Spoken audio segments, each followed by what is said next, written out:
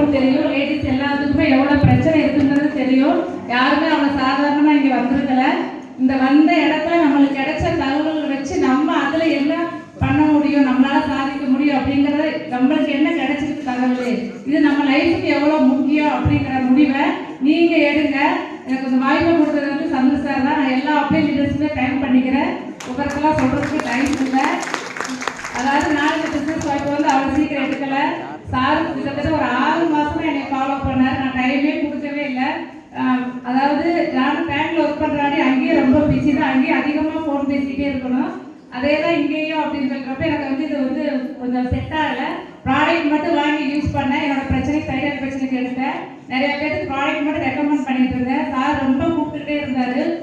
அதாவது சொல்லுவாங்க, தொல்லை தாங்காம சரி ஒரு 50,000 கொடுத்தா நம்மளை தொல்லை பண்ண மாட்டாங்க அப்படின்ற சத்தியமாக அந்த ஒரு எண்ணத்தில் தான் அமௌண்ட்டை ரெடி பண்ணி கொடுத்துட்டு நான் பொருளை மட்டும் வாங்கி யூஸ் பண்ணிட்டு இருந்தேன்.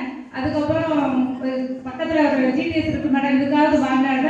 அன்னூரில் எத்தனையோ ப்ரோக்ராம் நடந்துச்சு, பக்கத்தில் எல்லப்பாளையத்தில் எத்தனையோ ஹோம் ஸ்டாப்பி நடந்துச்சு. நான் எதுக்குமே போகல. ஆனால் அமௌண்ட்டை போட்டு அவர் அவ்வளோ தூரம் கூப்பிட்றாரு. சரி இவ்வளோ தூரம் கூப்பிட்டுட்டே இருக்கிறாரு, ஒரு டைமாவது போய் பார்க்கலான்னு சொல்லிட்டு சத்யா மேடத்தோட ப்ரோக்ராமு பொன்னமராவதிக்கு போனேன். இங்கேருந்து அவ்வளோ தூரம் தாண்டி போனேன். அங்கே போய் பார்த்துட்டு வந்து தான் சரி ஓகே இவ்வளோ அந்த பொண்ணாலையும் சாதிக்க முடியும்னா கண்டிப்பாக நம்ம சாதிக்க முடியும் அப்படின்ற ஒரு எண்ணத்தில் தான் வந்தோடனே இந்த பிஸ்னஸ் ஆரம்பித்தேன்.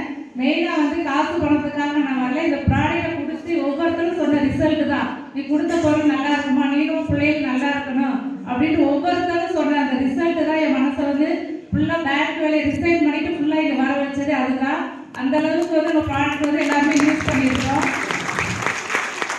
டக்கு என்னை நம்பி நிறையா பேர் வந்துட்டாங்க. ஃபுல்லாகவே அதாவது எப்போவுமே எல்லாத்துக்குமே நல்லது பண்ணுற ஒரு எண்ணம் எனக்கு இருக்கும். அந்த லைனில் தான் என்னோட அசோசியேட் எல்லாமே. நான் பேங்க்ல இருக்கிறப்ப நிறையா பேருக்கு செஞ்ச உதவி தான் நிறையா அசோசியேட் எனக்கு வந்தது. இப்போ வந்திருக்க எல்லாருமே அப்படி தான். அந்த மாதிரி இருக்கிற டீம் வந்துருச்சு. என்னால் பேங்க் வேலை இதையும் பார்த்துட்டு பண்ண முடியல.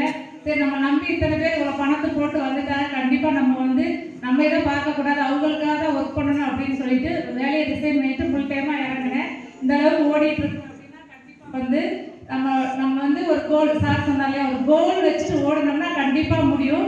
எனக்குமே எதுலேயுமே நம்ம வேலை வந்து 100% இருக்கணும். நம்ம கொடுத்த வேலையை 100% முடிக்கணும் அப்படிங்கிறது எனக்கு எப்போவுமே என்னோட ஒரு எய்மாக தான் இருக்கும். பேங்க்லேயும் சரி இங்கேயும் சரி. வந்தோடனே சார் அடிக்கடி சொல்ல இந்த ரேங்க் முடிச்சிட்டியே அந்த ரேங்க் முடிச்சிட்டின்னு சொல்கிறப்ப எனக்கு அது எதுவுமே தெரியல, அது ஈடுபாடே கிடையாது.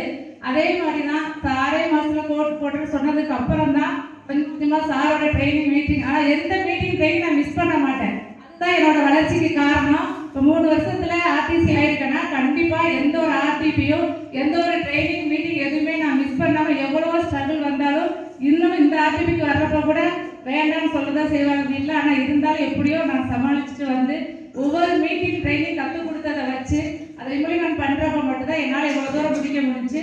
அதே தான் உங்களுக்கு சொல்ல, நீங்கள் வந்திருக்கிறோம் எவ்வளோ சிரமத்தில் வந்திருக்கிறீங்க. கண்டிப்பாக நீங்கள் கிடைக்கிற விஷயங்களை வச்சு நீங்கள் உங்கள் வாழ்க்கை நீங்கள் முடிவு எடுத்து பக்கத்தில் கேட்டாலும் யாருமே அதாவது இது அப்படின்னு சொல்லுவாங்க.